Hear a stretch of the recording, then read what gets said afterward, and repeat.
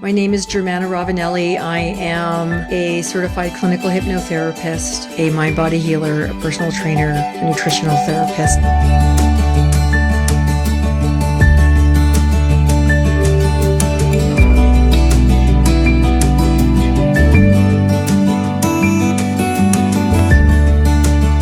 I was taught that health is harmonizing the body, the mind, and the spirit.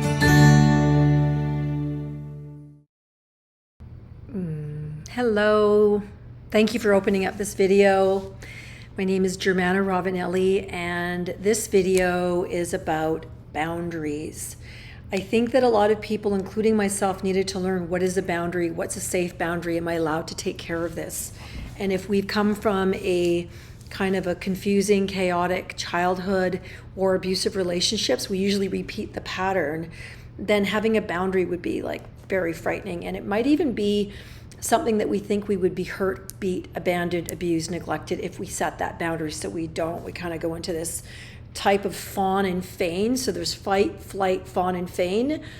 So once you get past the fight and flight, then there's the other pieces of trauma, fawn and feign. What do I have to do so you won't leave me, so you won't hurt me, so you won't think I'm stupid or bad? And it's understanding that we work on these things in a granular way daily to rebuild our sense of self, our identity, our self-worth, and to have healthy relationships. The relationship we have with ourselves is the number one relationship that sets the tone for everything else. So this one will be about emotional boundaries. Emotion is energy in motion. So a thought creates a feeling, and that begins to be the emotion. So if I have an emotion of sadness and I pretend I don't have it, and I don't go, what do you need? I'm actually in a disassociation, self-abandonment pattern with myself. So if I have sadness and I'm like, oh, I wonder if I'm sad or if I'm grieving, and I actually give myself 5 minutes just to go, I'm here for you. I feel that you're sad. I'm going to sit and let you just feel the feelings and let them run through the body without thinking about them. Let it be electrical current and let it move through. Very much like a light bulb. The emotion will go away, which is the beauty. If you remember when you watch a baby, if the baby is being cared for, the baby will cry. The mother will hold the baby, rock the baby will continue to cry. The energy will move through the baby like an electrical current, and it will dissipate, and the baby will be giggling and gurgling in a while. That baby has not been shamed to have feelings or emotions. So the same thing happens to adults. If we were shut down as children, don't talk, don't think, don't feel, which is really common, then what ends up happening is when we get emotions here in our adult life, we pretend they're not real, or we get busy, or we hold our breath, or we shame ourselves for being scared. Maybe we're scared, maybe we're sad, maybe we're embarrassed, maybe we feel vulnerable. And people that are in the healing journey need to learn more than anything to go, what am I feeling? And not get into an internal story about it. What is my body feeling? I think one of the most important ones that I have noticed that it's taken me decades to get honest about is when I'm tired. That it's okay to go, oh, you're tired. Go take a nap. Do you know what a lot of people do now is they just drink some energy drink, have some more coffee, have some more sugar, and they'll push their body up, and then eventually it will crash. Because when the body is tired is when it's actually doing cellular repair. That's when it's doing the internal housekeeping. It's like that's when all the little helpers are coming in and cleaning the dust and the diseased cell tissue, and it's cleaning it up. And that's what allows that person to be robust and healthy once again.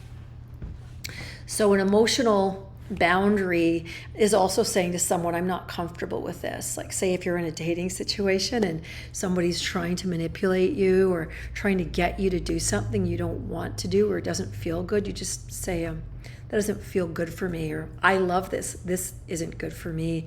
A while ago I was talking to one of the banks, and they wanted me to take out this big thing, and I said, well, what are the closing costs? And he goes, well, it's only $5,000. And I said, absolutely not.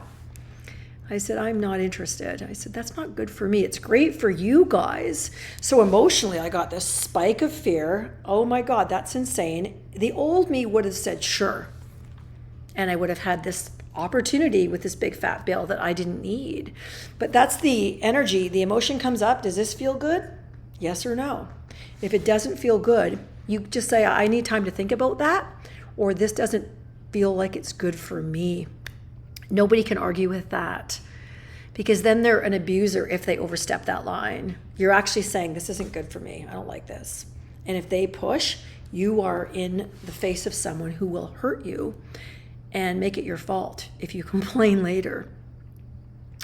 Another type of emotional boundary is, this is something that I like to do, but it's something that I do when I make my room up and it's really cozy and it feels welcoming. That's me creating an emotional boundary of comfort. So I look and I'm like, this is my little piece of heaven right here. And guess how my emotions feel? I feel amazing. And if I was to leave it and let it get dirty and nasty, I'd still love it, but I would love it not as much. So I'm taking care of my emotional health by going, does this feel good when I do this? Another emotional boundary is finishing something that you start. Just say you've got something started and you haven't really finished it and it's sitting there, unfinished business, and you complete it. Imagine how wonderful you feel when you're done. That's an example of you showing up for you and letting yourself succeed.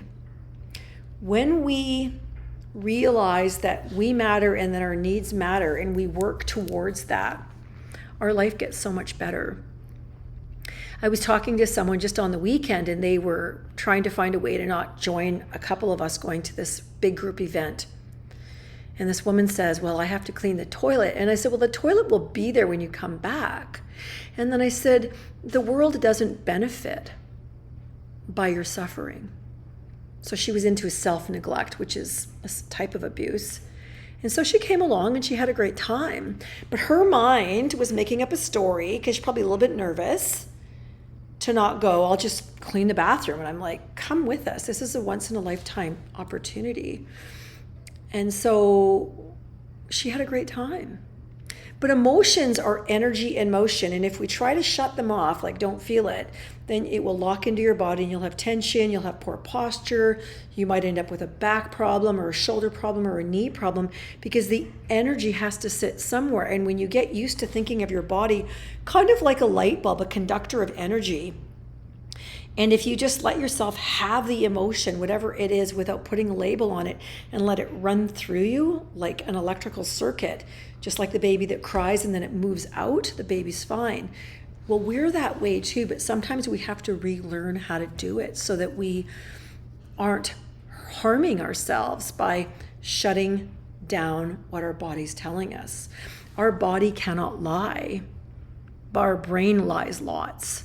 Our brain thinks it's super smart, and it's really just a series of programs and tapes, about 80,000 thoughts that we've been thinking every day for most of our lives. And most of those thoughts were trained to us by our family. And we adopted them to survive our families. So if you came from a traumatic background, then you want to go, is this good for me? Is this true? And then maybe just have some compassion. I'm so sorry that you've carried this message for so long. It's not true, and I'm letting myself let it go.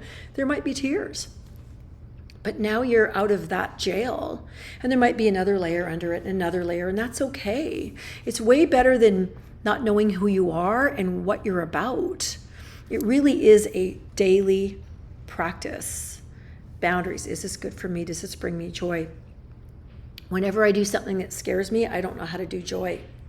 I can't feel joy. And that tells me I'm in my armor.